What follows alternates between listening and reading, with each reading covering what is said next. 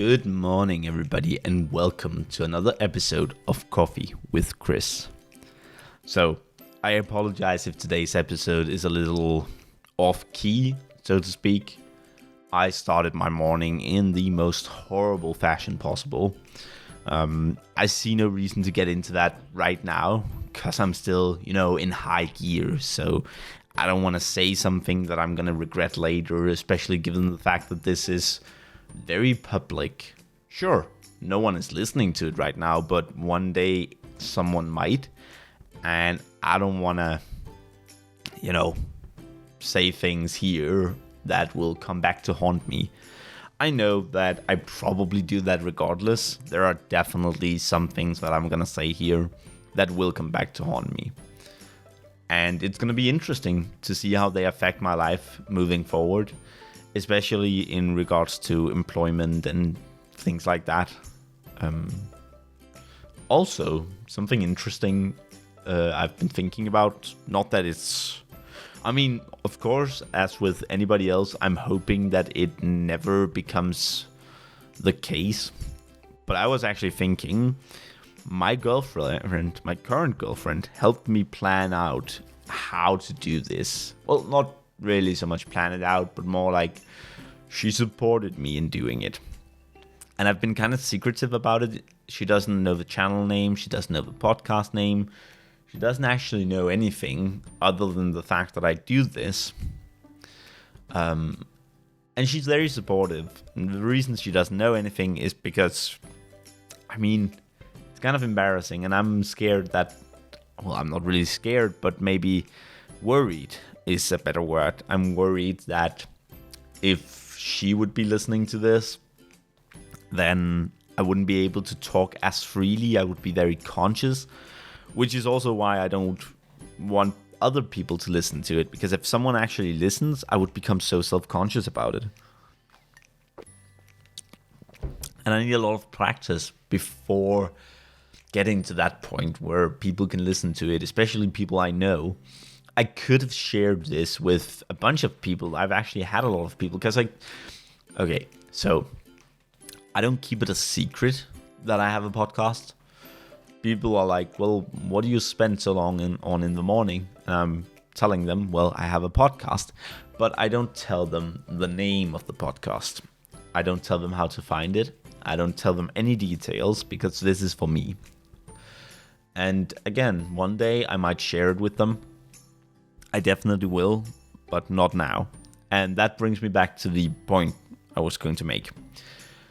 If I should ever be so unfortunate as to be in a situation where I'm no longer with my current partner and I were to go out and get a new one, well, imagine being that person.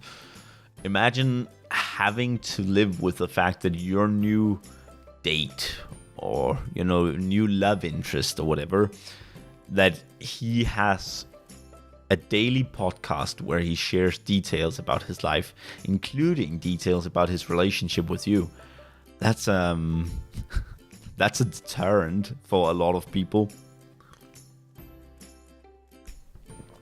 I guess that's fine. Hopefully, like I've been saying, I'm betting on never needing it.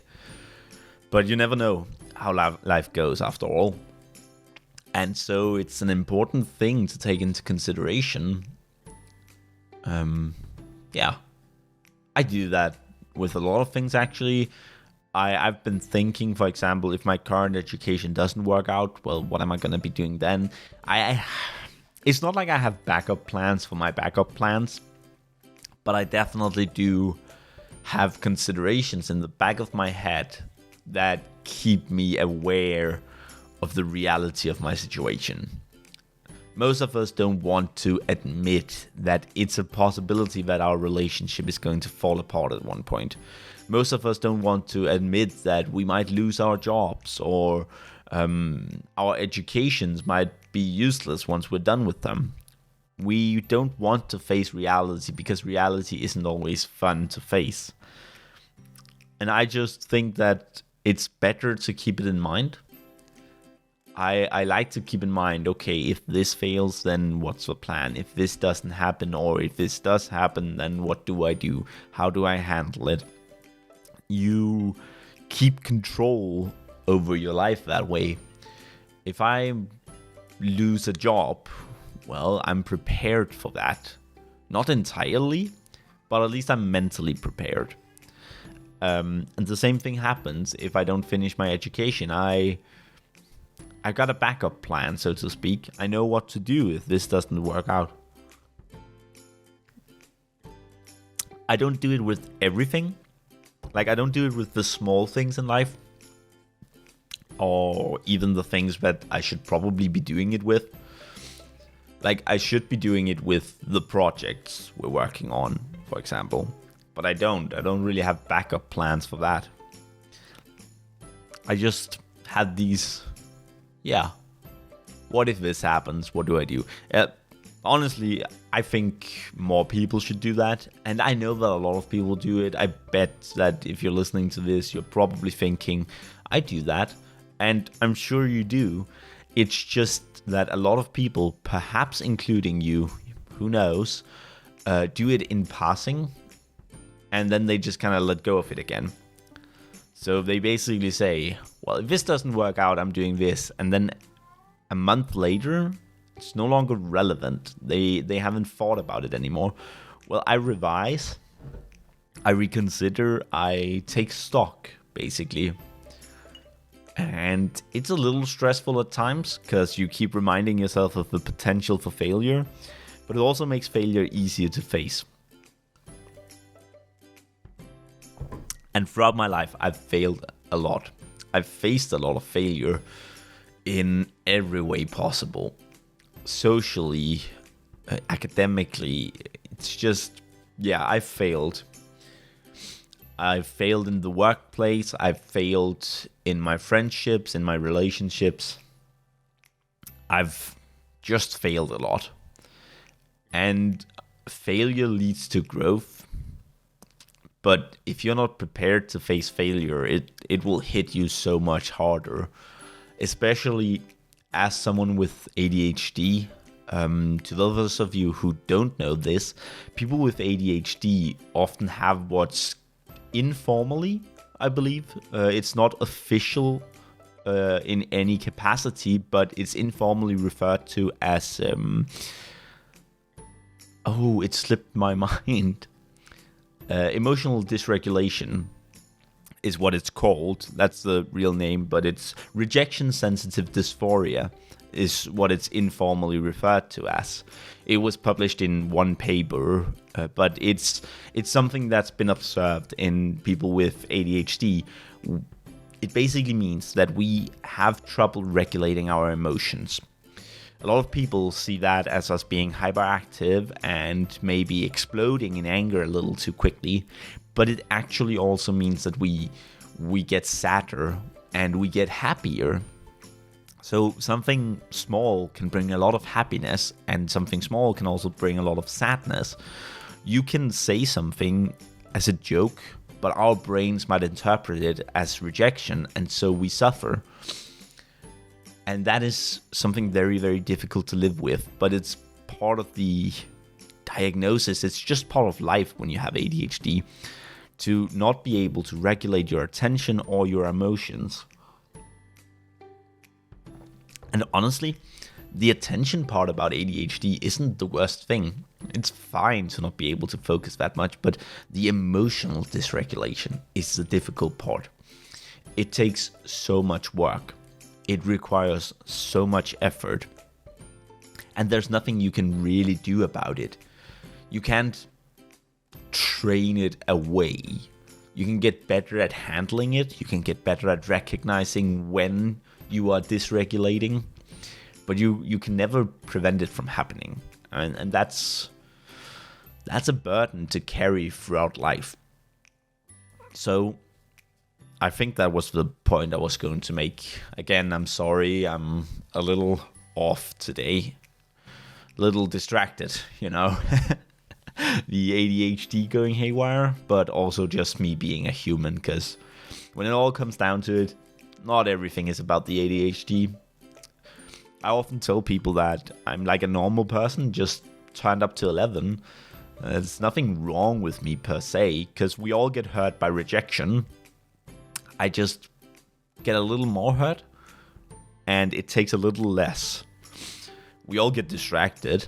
I just get a little more distracted, and it takes less. And I feel like that's a pretty good signifier.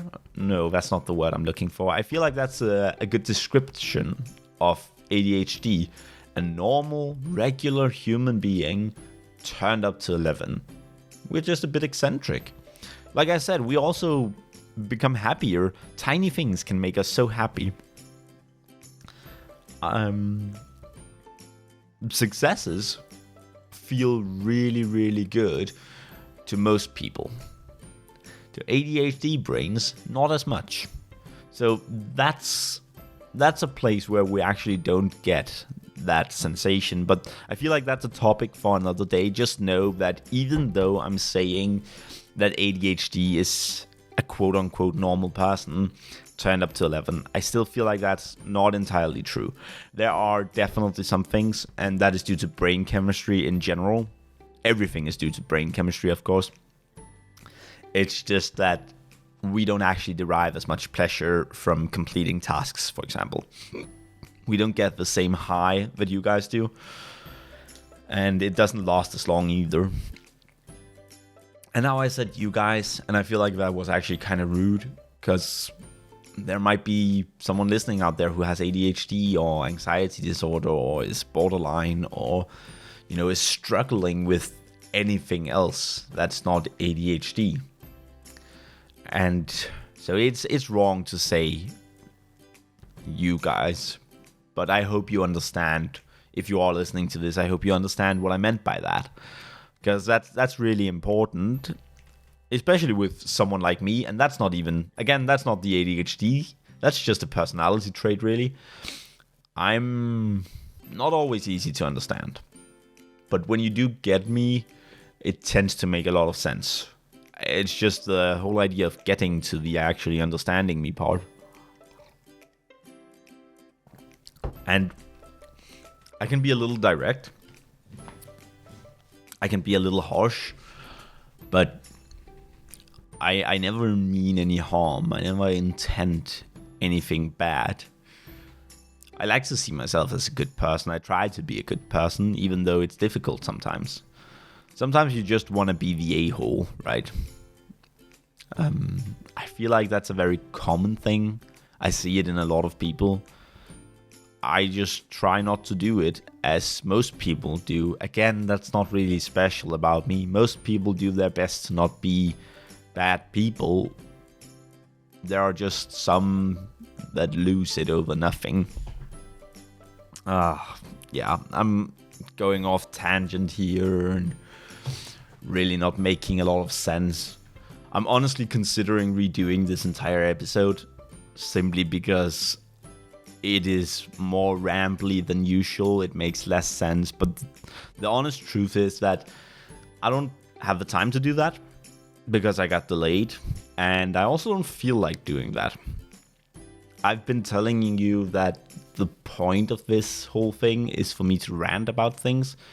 And I guess it doesn't really get much more personal than this. This is the most personal episode because it's just me going back and forth and not really having any idea what I'm actually talking about. I'm just ranting. Half of what I've said probably isn't even true. Like when I listen it back, when I play it back, I'm probably gonna be like, wait, that's not right, that's wrong. And